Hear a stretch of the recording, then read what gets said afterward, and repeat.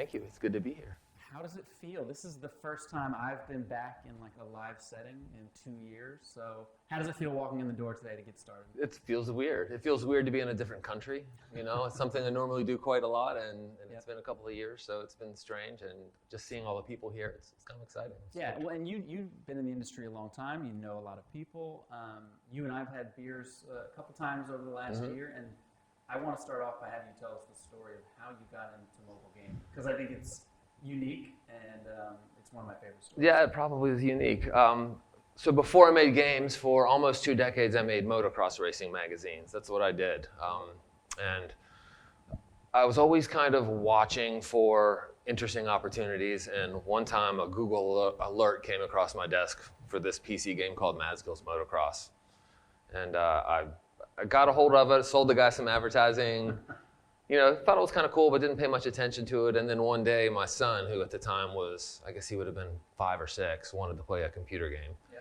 And I remembered that I had that game installed on my Mac, so I busted it out for him, and he started to play it. And I just kind of watched over his shoulder. And after a couple minutes, I understood the physics of the bike and that the guy had created something special. It didn't take me very long. Yeah.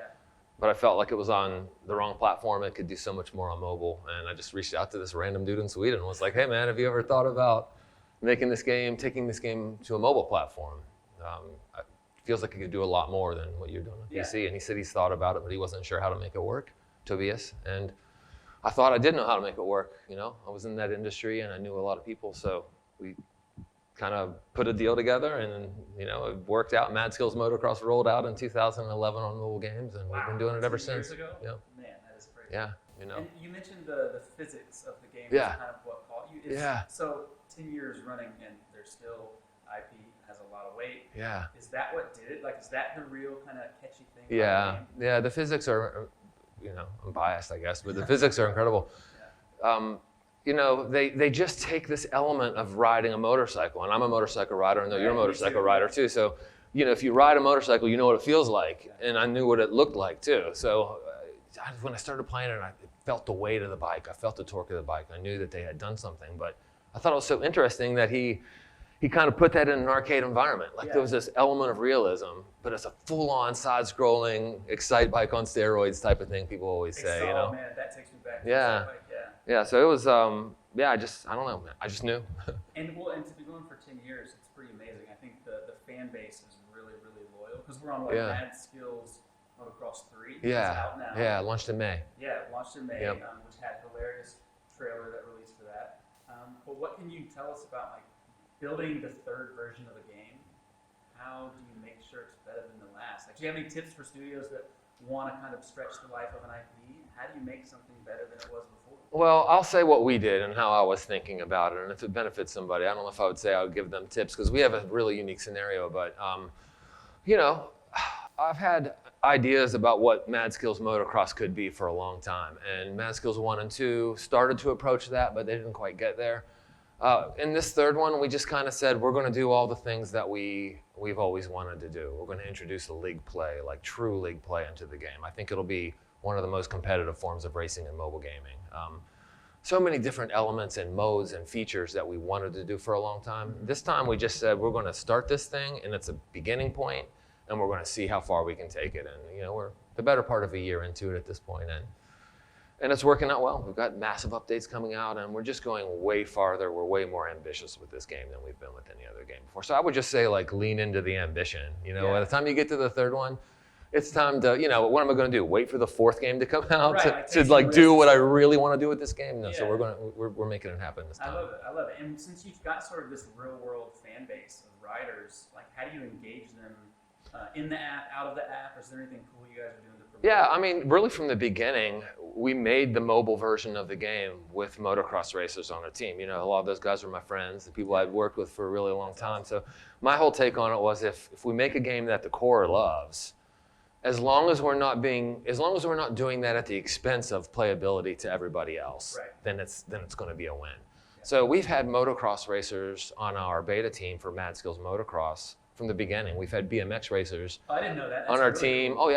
Oh yeah, lots of them. And we're working on some other games, which I'm sure we'll talk about a little bit, and we'll involve real athletes in those things too. And we're just always going for the same thing, like find the heart of it. but not at the expense of fun and gameplay and all Yeah. that stuff. We won't do that, but we will, if we name this thing whatever, is it going to feel more authentic but not drive anybody away, then we do it. Right. I think that's really hard to do as well, to have an authentic game that the actual real world riders love it, but also at the end of the day, you have to monetize this thing. You do. And it's got to make business sense. So for Mad Skills Motocross 3, is it primarily ad driven? Is it IAP? What's that? It's a mix. It's I think we're at about 60-40 now, IAP to advertising, and we have super stoked to have HyprMX in the waterfall now. So Me too, yeah, we run interstitials and rewarded. It's like most people do, and then I'm also a big believer in in-game advertising, and we do that too. Oh yeah, I'd love to chat about that, because I do know that you're an advocate for brand ads in Yeah. general. I think brands in games is Yeah. something that you believe in. Yeah. But can you tell us about the in-game specifically? And one, what is it about that you love? And then two, why does it work so well? Yeah, well, I mean, for starters, we've had in-game advertising in Mad Skills since we started in 2011. And what is in-game advertising? Like in Mad Skills, Yeah. how does that work? We make the perfect game for it. So if you make a sports game, go to a real motocross race and there's signage along the tracks. I mean, it's just a part of the authenticity of the experience. We add this to the game, and it's what you would expect to see at a race. Right. So it makes an awful lot of sense for us. But yeah, since in 2011, I did it all myself. I just sold or bartered directly to companies like GoPro and Suzuki, and we always worked with Red Bull from the beginning. That's awesome. It's been, I just believe in it. It makes a lot of sense. And the other thing about our game is people stay on the level for a really long time sometimes. They do, I can attest to It's that. not easy to play. It's called Mad Skills for a reason. And it's pretty common that a person might be on one level and have 200, 300, 500 attempts. And that takes a while. And you're not sending a player through the core loop when they're staying on the level for so long. So because it's such an easy game to just hit.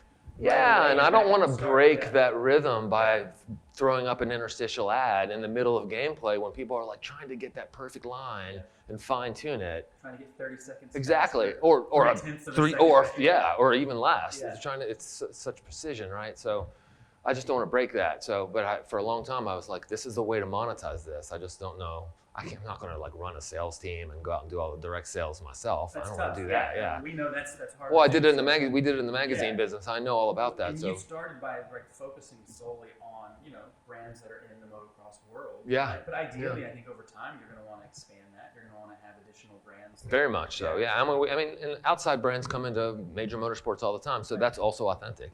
It all kind of comes back to trying to create some level of authenticity. Yeah. And you'll be doing a talk about in-game. Yeah. At the conference, Yeah. right? Yeah. Okay. Well, we can't plug it since this isn't live. But Yeah. I'd love to plug it. Who are you going to be chatting with for the conference? Yeah, I'm talking to my partners and friends at BidStack. Cool. That's the company I'm working with now on in-game stuff. I've worked with a few companies and had different experiences. I think these guys fit my philosophy the best. Nice. It's actually a similar reason I wanted to work with you guys, because what you do fits my philosophy. I would rather have brand advertising in my game than send people to another game to install. I understand that's how it works. I get it. We it's a certainly do that. necessary part, yeah. But it's, to me, maybe because I'm a little old school, maybe because of the world I come from, it's a little bit strange for me. So I prefer bringing brands into the game and doing it that way. Well, listen, what's coming up next for y'all? Is this year all about focusing on Mad Skills 3? No. Or No, our team has really grown. Yeah, we've basically doubled in size or so. I don't know the exact numbers, but over the last year, I haven't met most of the people on the team because I haven't been able to go to Sweden. Right. But we are kind of in a growth plan right now that has us making a new game every year. We launched Mad Skills 3 in 2001, so we have a goal of getting the next one out this year. We're not really talking about what sports we're doing or what games we're doing, but I will say we're an action sports company. We make action sports games. That's what we do. It's our wheelhouse. We like trying to, we like trying to that's what I'm looking for. Really saturate these sports. I go to motocross races, and when I go, there's never a time I meet somebody who doesn't know what Mad Skills is. Yeah. It's pretty cool. So we want to try to do the same thing with other action sports. Really looking forward to it. Yeah, thanks. Great to see you. We'll do a bump. Yeah, man. That's what we're doing these days. Yeah. Appreciate it, Bryan. Yeah, you got it. No problem. Thank you.